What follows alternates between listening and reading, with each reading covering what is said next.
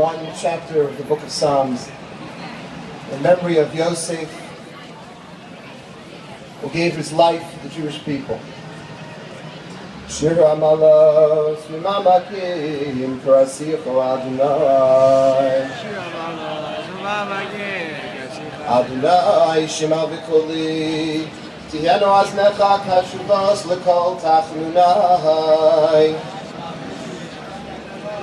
Im Avonos Tishmarya Adonai Mi Ya'amon Im Avonos Tishmarya Adonai Mi Ya'amon Ki Imcha Haslicha L'man Tivarei Ki Imcha Haslicha L'man Tivarei Ki Visi Adonai Kipsa Nafshi V'midbaro Hochalti Ki Visi Adonai Kipsa Nafshi V'midbaro Hochalti Nafshi L'Adonai Mishamrim Laboker Shamrim Laboker Yachal Yisrael Adonai, Kim Adonai HaChesed V'Harbei Mofidus. V'hu yiftes Yisrael Mikol Avonosah.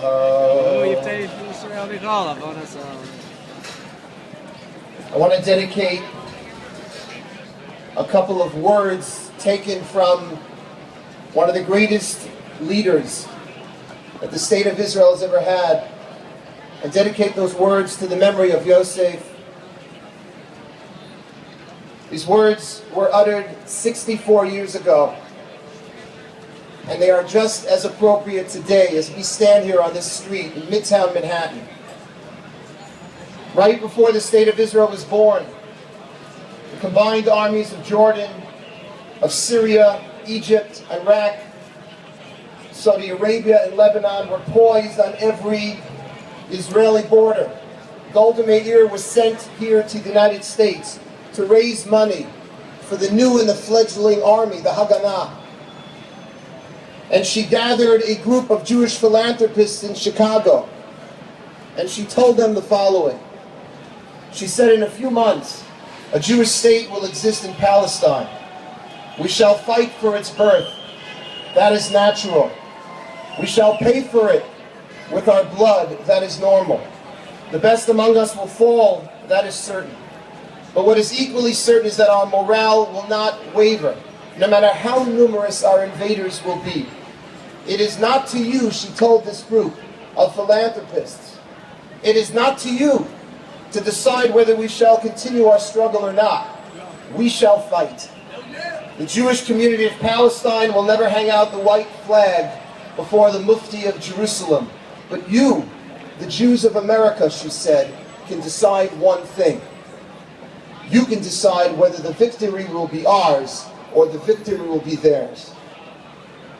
Ladies and gentlemen, it's 64 years later, and we, Jews of America, have a decision to make. Are we with Israel? Are we really standing behind Israel? Every person here is standing behind Israel. You know, while we stand here, there's been a call up at the Gaza border, 100% response participation on the part of our Jewish brothers and sisters, the Chayalei Tzahal. Every person who got called up came and is waiting, is there. We in the diaspora can decide whether we will remain passive and simply watch the situation unfold on our television screens, or whether we're going to get behind them. We can decide after every group criticizes Israel for doing what every other human being on this planet is entitled to do to defend themselves. We can decide whether we will stand and declare to the world that Israel has the right to defend itself. Israel has the right to defend itself. Israel has the right to defend itself. Come on! Israel has the right to defend itself. Israel has the right to defend itself. Israel has a right to defend itself. You heard it. This year alone, 2012, over 1,000 rockets fell on Israel. 1 million of our Jewish brothers and sisters in the South have to spend countless nights with their families in bomb shelters. They've got 15 seconds. 15 seconds to get to a place of security with their families.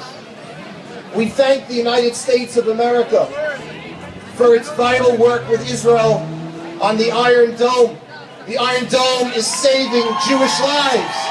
We thank the United States of America. We thank the President for clearly pronouncing Israel's right to defend herself.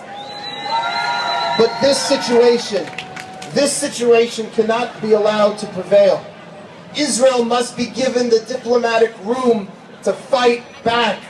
And we here in America, we must clearly and